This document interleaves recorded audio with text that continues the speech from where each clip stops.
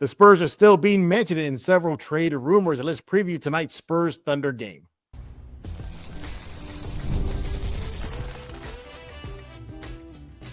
You are Locked On Spurs, your daily San Antonio Spurs podcast, part of the Locked On Podcast Network, your team every day. Welcome back to Locked On Spurs. We're in the Locked On NBA Network. I'm your host, Jeff Garcia, Spurs writer for Ken's 5 San Antonio. Glad to have y'all back. Hope you're having a great day. As always, we thank y'all for making Locked On Spurs your first and only spot for all things silver and black. Subscribe to Locked On Spurs wherever you get your favorite podcast. You know where to go. YouTube, iTunes, Spotify, the Ken's 5 Plus app. So many ways to get Locked On Spurs. And thank you for making the Locked On Sports Podcast Network number one in this land. Today's episode is brought to you by FanDuel. It's the last call for football on FanDuel. So if you're a new customer, bet just $5. That'll get you $200 in bonus bets if you win. What are we talking about today? You can see on your screen if you're watching on YouTube. We're going to be catching you up on the latest Spurs rumors. For some reason, guards are popping up. We're going to try to figure out why. A big man's name has popped up as well. And then preview tonight's final big clash of the regular season, Spurs-Thunder. Let's go do that and more with our guest, Michael Jimenez, formerly with San Antonio Sports Star. Jimenez, welcome back, buddy. Hey, glad to be back. Yeah, man. It's that time of the year, man. NBA trade deadline is here. A few more days, and then it's all over. You're hearing a bunch of potentially big names being swapped around, from James Harden to Darius Garland, but nothing really on the Spurs side, Jimenez. Let's go to dive into it right now. And one thing I want to ask you about is, for some freaking reason, the Spurs names are being tied to guards. You heard rumors about Keon Ellis. We heard rumors about Jose Alvarado. Why do you think the Spurs are getting linked to guards in trade rumors when they have an entire core of guards and point guards right now? Because right now the Spurs have the 9th worst three-point shooting percentage as a team in all of the NBA. And we're in the bottom 3rd percentile when it comes to all that. And that's the bugaboo when it comes to the Spurs. That's the one thing that you look. That's the Achilles heel. But ultimately, if the season does not end with the Spurs getting the championship, the Achilles heel is going to be three-point shooting when it's all said and done. It's not going to be Wemby. Not going to be anything else. It's going to be lack of three-point shooting when it's all said and done. It's kind of like this metaphor. It's that one little box there that you can shoot through to destroy the entire ship. That's what that is, man. Harper can't shoot a three. Can't shoot a three. Fox can't shoot a three, and it's just one of those things where that's the one thing that's missing. If the Spurs had a three-point shooter, think about how far this team could be ahead of where it's at right now. Spurs are doing fine as it is right now. Two seeds in the Western Conference, which is amazing, better than what we all had expected or anticipated. But it's amazing how well the Spurs have done being such a poor three-point shooting team, and recently a bad free throw shooting team. Yeah. I look at the situation and I say, okay, we got a rumor with Jose Alvarado. We had a rumor with Keon Ellis. All right. The first thing I thought was, okay, maybe they want to just bring a little more juice, a little bit more defense to that end, a little more energy. That's also something we've seen this team lack, energy. Don't ask me. Don't ask Jimenez. Talk to Mitch Johnson, who said it himself recently when the Spurs were kind of floundering. This team lacks physicality, lacks focus, takes their foot off the gas pedal. Those words, if he's used, and you see Jose Alvarado, kind of a spark plug energy guy, and then, of course, Keon Ellis, again, kind of what the Spurs need right now. Of the two, I think he would have been the better fit, a prototypical 3-and-D guard. That would have been like icing on the cake, as you mentioned. But why are we surprised, Jimenez? Or maybe we should be surprised, considering this was the biggest issue going into the season, three-point shooting at that position. And many were thinking out there, well, it's no big deal. It's no big deal. You got a Wemby. You got, Vassell. You're good. You don't need that three-point shooting. But nobody should be surprised. That big problem is kind of a big issue. It's almost like this, Jimenez. The Spurs, if their three-shot is going down, forget about it. Good luck trying to stop them. But that's been far and few between. What do you think? The analytics say that you need to be a three-point shooting team. You need to have that threat out there. You look at that game a couple weeks ago in Houston when they blew that 16-point lead against the Rockets. They shot 12 for, 50? Yeah. Why this team shot 50 three-point attempts in a game makes no sense to me. because Keldon wasn't feeling it that day. Wemby was not feeling it that day. No one was feeling it that day. Why are you shooting 50 attempts? Now, they beat the Rockets a week later, shooting 25% from three, but it was 6 for 24. So I can get away with it. We can be like, okay, give me a bad three-point shooting team, fine. Hoist up 24 and hope that they go in. You're right. The Spurs are so good defensively with defensive ratings and what they're able to do with Wemby on the court that when they're shooting, it doesn't even have to be lights out, 36% and above, the Spurs are a very difficult team to beat. And it's just one of those things where we look at it, we know what the problem is. And we saw that article that came out, or that post that came out, asking the question about Dylan Harper versus Con Knipple, which I thought was funny. Yeah. Got really upset about that. But Devin Vassell, he has a decent 3-point shooting percentage this year, but we know that he's streaky, right? He doesn't do it consistently. He's either making them all or missing them all. And Champagnie really is the only one on this team who actually has a very reliable 3-point shot that you know what you're going to get pretty much day in, day out, week in, week out. So, yeah, the Spurs are having to go do something. And I have been arguing with people on Spurs Twitter, arguing with people who are just Spurs fans in general about how important it is for this team to do something. I know that when the season started, they were going to say what? We want to see what we got from this team. We want to know, are they good enough to make the playoffs? Are they good enough for this and the other?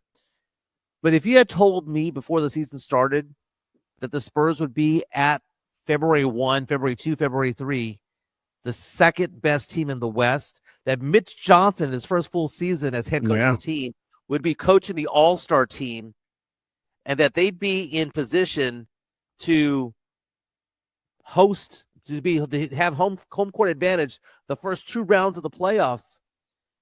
They're ahead of schedule. Yeah, they are. I think Brian Wright needs to pivot and start thinking, wait a minute, why not us? The only team that's above us in the standings right now is a team that we consistently beat in the Oklahoma City Thunder. Why not us? Why not this year? And that's why you look at it and you think about it and you see the changes evolving with this roster, from Harrison Barnes being removed from the starting lineup to tinker with various things. They are willing to make some changes, but on the trade front, are they willing to do something big? We're looking at Harrison Barnes right there. He has $19 million that frees up at the end of the year. There's going to be we talk about Kelly Olynyk's expiring deal. No one's talking about Harrison Barnes' expiring deal, which is even bigger. Yeah. That's $30 million combined between the two. Sohan is another $9 million or so? Yep. So the Spurs have the ability to go get somebody big if they wanted to. We've got the picks. We've got the draft capital. We've got the expiring deals. My question for One Spurs Way is asking the question, do you believe this is a championship team or not? Because if you do, you'd make a splash. You show up for the arms race. And I just you ask Keon and Goga Bitadze and Alvarado, they don't move the needle for me, man. The Bitadze actually does a little bit, but that's still the end of the bench type of thing going on. If the Spurs were really serious about this being a championship year, they'd go make a play for somebody. Yeah. I'm not saying Giannis. I'm not saying you're right. Trey Murphy, but they'd go make a play for somebody who can actually shoot lights out and fill a role that unfortunately Sohan and others have not been able to fill. Yeah, I look at this guard core, and it is the biggest indictment on this triple-headed beast they have. They can slash all they want. They can get to the foul line all they want, and that's great, and that's good, and they're very effective at it. But as we're seeing as the season progresses, Mike, defenses are willing to clog that lane and just say, you're going to beat us from a long distance 2 or 3. And that's been kind of one of the biggest issues we've seen this far. Again, I'm not surprised this is an issue because we all saw it. I thought perhaps their defense, and for the most part, it has covered their butts up. It really has. Yeah. That record is really just all defensive work that they're doing. Offensively, they tend to struggle a bit, which is surprising because you look at the roster, Jimenez, There's a lot of potent offensive players on there, from Vassell to Castle, obviously Wemby. Keldon gives you double figure scoring off that bench. It just seems to me that is the last piece they need, that sniper. And Champagny, he's doing the best he can, but I think they need one more for that floor spacing. And which begs the question that, well, then who's out there? It's the last call for football for FanDuel. One final Sunday, one last kickoff, the final chance to get in on the action before the NFL season officially comes to a close. This is Super Bowl 60, and FanDuel is making sure you're in the middle of it with a special offer just in time for the biggest game of the year. Whether you're backing the favorite, riding with the underdog, or building one last same-game parlay, this is the game everyone's been waiting for. This is where predictions turn into plays, stats turn into storylines, and every snap feels bigger. It's a perfect way to cap off the season and make the Super Bowl more exciting from kickoff to the final whistle. If you're a new customer, just bet $5 and get $200 in bonus bets if you win. Make it count, because the Super Bowl, that's it. Season's over. Last call for football on FanDuel, official sportsbook partner of Super Bowl 60. Visit FanDuel.com to get started.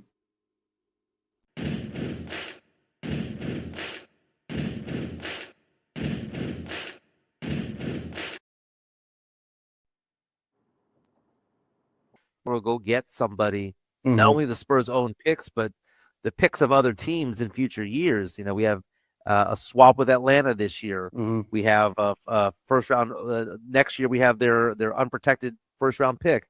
There's a lot going on that the Spurs can do to make a play. It's just, are we always going to be in position to be the number 2 seed in the West? Because Oklahoma City is getting better. Oklahoma City is probably going to have a lottery pick alongside of us.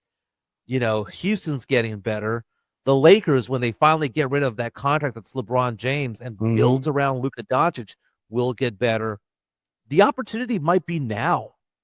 And it's weird to say that, because all we wanted was this team to be a top 6 team and make the playoffs. That would have been like a win for all of us. Would have been like, hey, go win 46 games. Go win 48 games. Make the playoffs. Have Devin Vassell and Keldon Johnson actually play a game that matters for the first time in their life. Right? Yeah. They've been on the team for so long, but have never played a playoff game.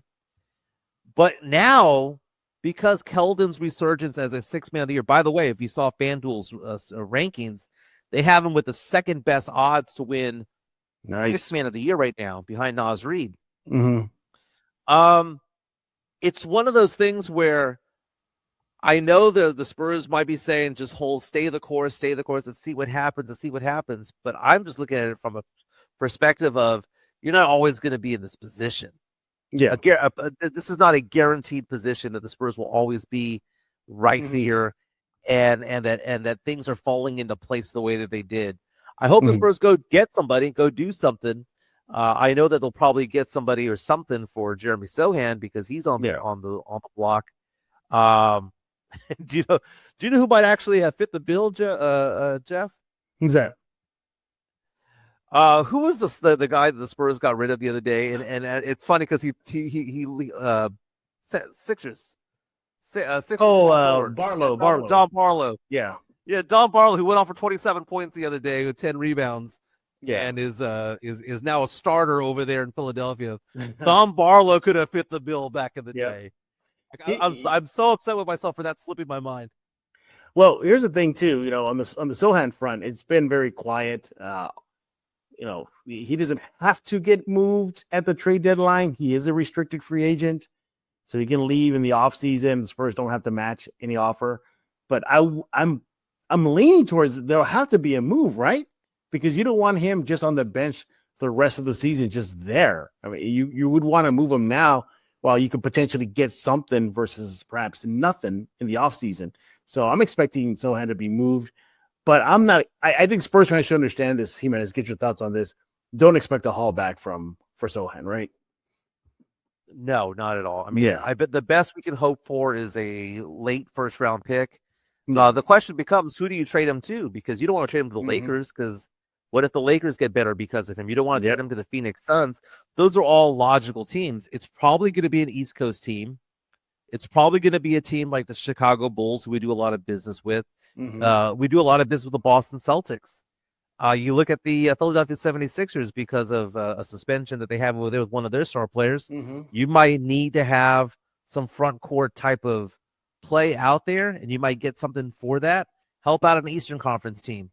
I don't want him to go to a bottom dwelling team like the Pelicans or whatnot. But I mean, we saw the Charlotte Hornets the other day do so well. You know, they're showing some signs of life and they're playing a lot better.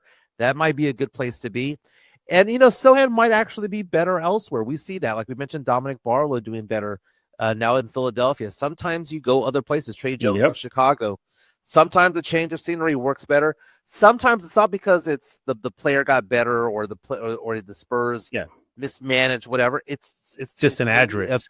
A better fit in the system is what it is. He doesn't fit the system because he predated Victor Wembanyama. And I will argue this. If the Spurs knew that they were going to get Wemby in 2023, would they have drafted Jeremy Sohan in 2022? Because I would argue not, right? But now, you know, we saw Jalen Williams make the All-Star team. He was drafted behind Sohan in 2022. And now Jalen Duren is a second big man that was drafted immediately after Sohan early in the draft there in 2022. Yeah. So, you know, we can't live in the hindsight being 2020, but he was not a solid fit around Wemby. I don't care what anybody says. Yes, he showed flashes from time to time. I was there for his career night there at the Frost Bank Center when he had more than 30 points. I understand that he literally had some flashes, but he did not develop to be a consistent player, and he clogs the paint whenever he's out there. No one pays attention to him offensively. It's 4-on-5 offensively. Yeah. And it just doesn't fit the bill with what the Spurs are trying to do. So I think he's going to have a better run someplace else. But what are we going to get for him? Not much. I'll be happy with a couple of second-round picks and maybe a fill-in player that can help on the perimeter, like a shooter or somebody, even if it's some guy who has the kind of like a Lindy Waters in that vein. Yeah, around there. But it is interesting to see, like, if these rumors are true, and just remember that, everybody, there are rumors, you know, of them looking at guards and their abilities, then that's a reflection on this team realizing, we really got to address this, like, soon, and that is three-point shooting depth. Hey, another rumor. Oh, go ahead. One rumor that is actually true is the report that just came out that the Memphis Grizzlies traded Jaren Jackson Jr. and Jock Lyondale to Utah. Interesting. What are you talking about? Utah gave up Walter Clayton, Kyle Anderson, Taylor Hendricks, George Yang, and 3 future first-round picks. Oh, Utah wants. Well, Utah now has that pairing partner with Lauri Markkanen. With Lauri Markkanen, so they have Lauri Markkanen, Keontae George, Walker Kessler, and Jaren Jackson Jr. Again, teams are getting better. Yeah, the arms race is what it is. Yep. God, I love trade season. Well, here's the thing, too. You know, we know what we always say, like, oh, historically, the Spurs don't make a big splash. Well, that was under the Popovich regime / R.C. Buford regime. This is Brian Wright's regime. We have yet to see whether or not he will make a big splash, such as Jimenez just mentioned right now with the Jazz and the Grizzlies. Hey, you know, another rumor that's popped up, just out of nowhere, is the Spurs are interested / eyeing. I always have to pronounce his last name. Goga Bitadze, I think is how you pronounce it. Yeah. A big man in this situation. That, you know, if you have to triage it, number one would be 3-point shooting, spacing, and then number two, just more big man help. And he would fit the bill. There has been rumors about the Spurs chasing Yabusele in New York. That seems to not really be anything that's going to happen. What did you think about the Goga report? Another player that the Spurs reportedly liked back in 2019 when he was drafted. I mean, I remember the stories back in 2019. So they go get Goga. The guy is basically he's a 6'11" wall. I mean, he's you know, what I look at him as is insurance for Luke Cornett. Luke Cornett goes down, you're going to want that guy there, right? So that's the important part of it all. He does not shoot the 3 very well at all. He's not a stretch 4 or a stretch 5 by any stretch of the imagination. But consistently shoots around 60% 65% from the floor. Mhm. Why? Because it's been all the bunny shots, right? All the putbacks and dunks and whatnot. So basically, he's just a 4-5 guy, and the Spurs have been enamored with him in the past. So it wouldn't surprise me. I mean, if that's what we got for Sohan, I mean, it's better than a bag of Doritos, I guess. I'll take it. I think I'll take it. I'll take a guy that can clog up the paint. Hey, let's talk about Quo. New year, new systems. This is the time when a lot of us look to the messier parts of how we run our business and think there has to be a better way. And there is. Streamlining your communications is just one of the quickest upgrades you can make. And that is why today's episode is brought to you by Quo, spelled Quo, the smarter way to run your business communications. Because when your team is reachable, organized, and communicating in one spot, you're just not just working cleaner. You're creating more opportunities to connect with customers.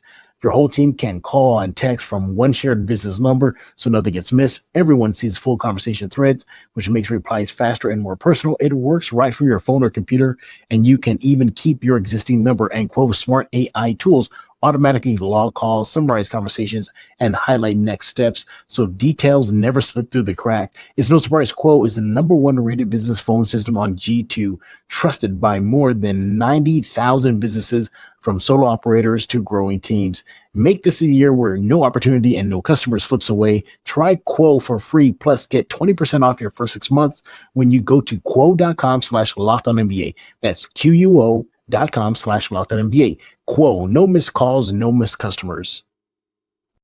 There's nothing like being in an NBA arena, the crowd, the energy, the moment. Getting tickets, though, that always hasn't been that simple. That's why Game Time has become the go-to app for scoring tickets fast without the hassle. It puts the advantage back to where it belongs, with the fans. Pull up the Game Time app. You'll be able to pick an upcoming NBA game and get tickets locked in within minutes. You'll love seeing the all-in price up front, no surprise fees at checkout. Being able to see the view from your seat before buying makes that decision so much easy. You get zone deals. They stand out. You can be able to choose a section. Game Time will pick the seats and you save. Great last minute options too, with NBA tickets showing up at solid prices. Everything feels quick, intuitive, stress-free, and from start to finish. Take the guesswork out of buying NBA tickets with Game Time. Download the Game Time app, create an account, use code LOCKEDON. That'll get you $20 off your first purchase. That's code LOCKEDON for $20 off. Download the Game Time app today. And remember, it's gametime.co, not .com.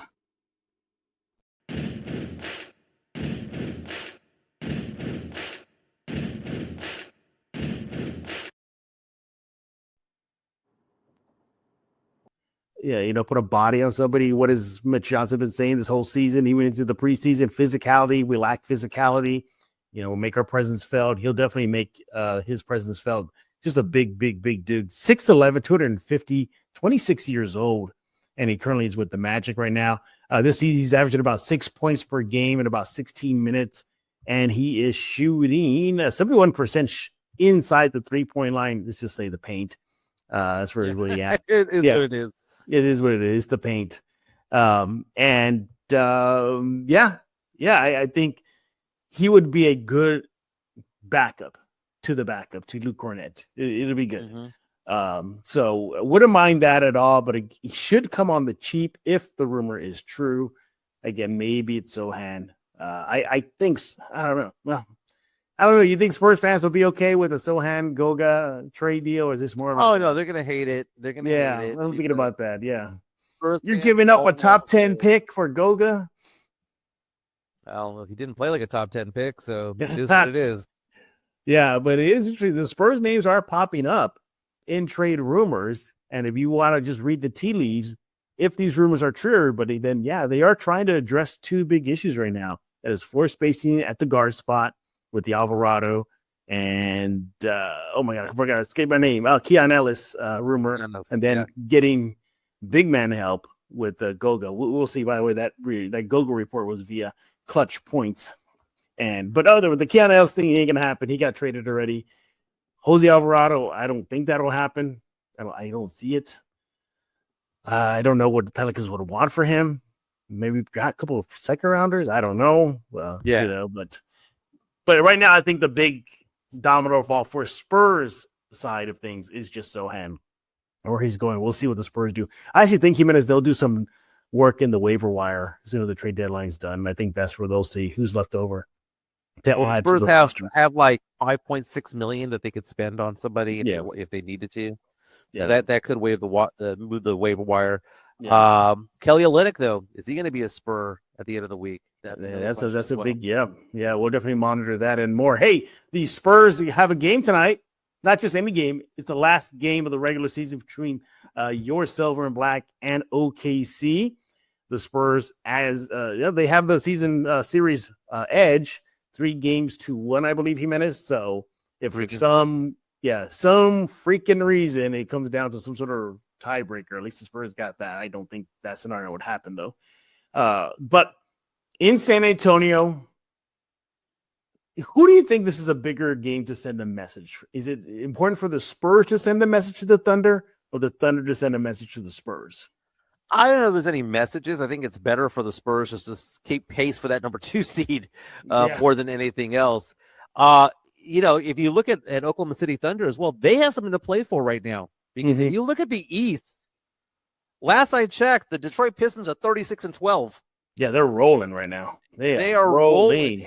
And they are one game, last I checked, behind Oklahoma City Thunder for the best record in the entire NBA. That matters if they were to meet each other in the NBA Finals, right? Who gets the home court advantage. So it's not like Oklahoma City Thunder have nothing to play for and can just sit on the 5 or 6 game lead they have on the Spurs. They have to keep winning to keep pace with the Eastern Conference as well. Amazing how both the Spurs and the Pistons were both in the lottery in 2023. And how they've turned things around, showing the picture there of Dylan Harper, who's compared to Cade Cunningham over there in Detroit. He's got a while to go to get the Cade level, though, but he's on the path. He's on the path, man. I've enjoyed seeing Dylan Harper's emergence, and I know he hit the rookie wall pretty hard there in January, but he's turned the corner in the past week or so. The bigger message is always going to be the Spurs, right? Because Oklahoma City Thunder are the best team in the NBA, and they have been the entire year. But if they fall 4-1 to the Spurs on the season, the Spurs could effectively say, we own you. Yeah. And you want to put some doubt in the Spurs' minds, have the Spurs lose to them twice in a row to end the season, begin the first 3 times, losing the second 2 times. Yeah. So it's important for the Spurs to still be in the head of OKC. But so I'll say Spurs. To answer your question, I'll say the Spurs. Yeah, I'm going to answer this question by saying it's more important for the Thunder.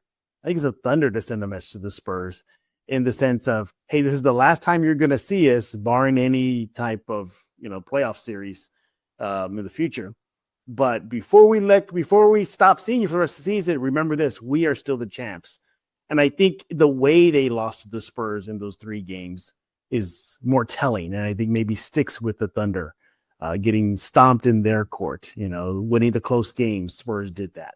This is a team that won a championship, looking to defend it. And there's a young team that are the new kids on the block. They're just coming out of the rebuild. And they already made a statement to the defending champs, not once, not twice, but 3 times in a row. So I think it's more important for the Thunder to get the win in San Antonio's gym. And to remind the young kids that, we are the top dogs, not y'all. So I think that's very, very important for the Thunder. But I'm expecting a very close game tonight in San Antonio. It's a late game, everybody. It doesn't start till 8:30 Central. So I will be staying up late for that one. But just quickly look at some of the numbers here. Again, this is recorded before tonight's game. The Spurs, start off with the Spurs. You look at it's the defensive edge right here. Defensive rating in the NBA, 3rd, 112.5. You're gonna get deeper than that. How about defensive rebounding percentage? 1st in the NBA. What about rebounding in general? 5th in the NBA. So when it comes to the Spurs and how they're winning, it's usually on the defensive end. Offensively, they're okay. They're not the best. They're good. I'm not going to be afraid that they're good. They're 10th in offensive rating right now at 117.7. And, they're 18th in assists percentage at 62%. But when it definitely comes to the defensive side, that's where the Spurs excel. But the Thunder, Jimenez. I mean, if do you think they're going to run away with the West, or the Spurs going to keep it interesting? No, the Thunder are going to win the West. Just run away with it, or you think, like you said, the Spurs are still within arms shouting distance. Right now. Shouting distance. I mean, you'd have to have a really bad stretch of games for OKC or maybe an SGA to make it happen. Right. But as long as they're relatively healthy, I think they're going to be perfectly fine. I think they have too much of a buffer there between us and say Houston and Denver, right? Compared to OKC's record. OKC will be the 1 seed. The road to the NBA Finals rolls through. Don't go through 35 North in Oklahoma City.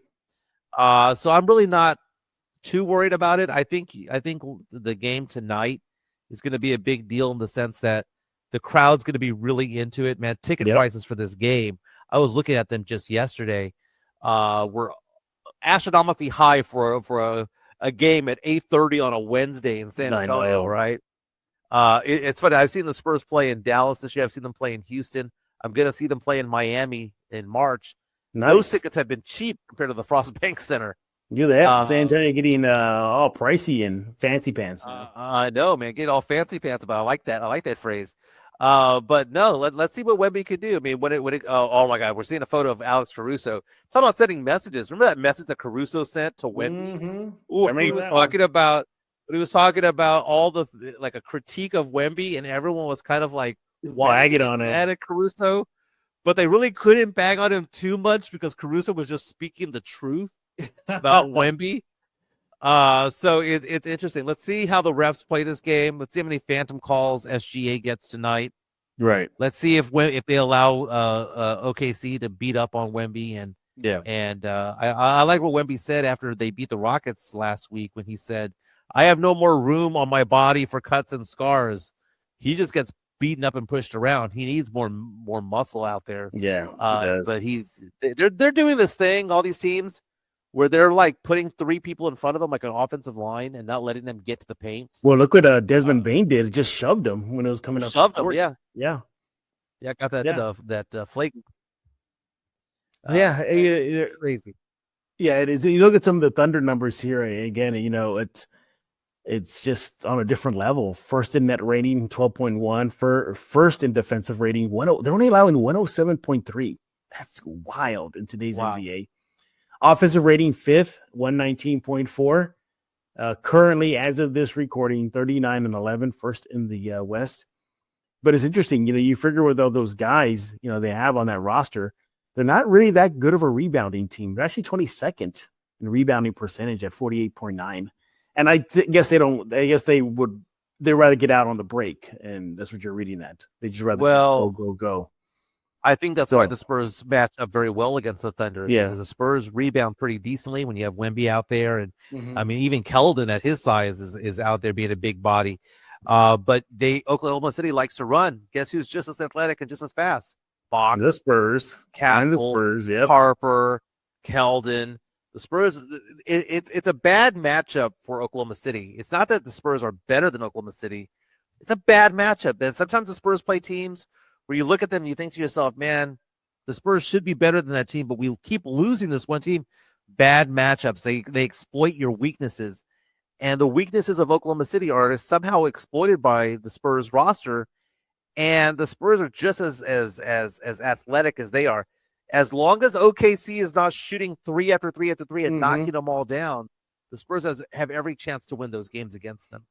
Yeah. I'm going to go with Spurs tonight, but barely. I'm going to go with a kind of a 5-point win. I think they kind of get it. I'm going to go Spurs by 3. With Thunder, it's this Thunder team. I know this season the Spurs have their number 3-1 in the regular series, but there's something about that Thunder team that still scares me a little bit. If the Spurs meet them in the playoffs, that is going to be rough for the Spurs. They'll have home court advantage. They'll lack the championship experience. They'll have some playoff experience if that happens, but not at the amount of the Thunder. We'll just see. I'm jumping way ahead. Season's only halfway done. We still got a lot of basketball to go. All right, there's your quick Spurs Thunder preview. We're going to say something, Jimenez? Oh, I was gonna say, man, looking at the game time decisions, Stephon Castle's listed as a game time decision for this game, Okay. and then on the other team, Jalen Williams, the All-Star guard, is out with a hamstring issue.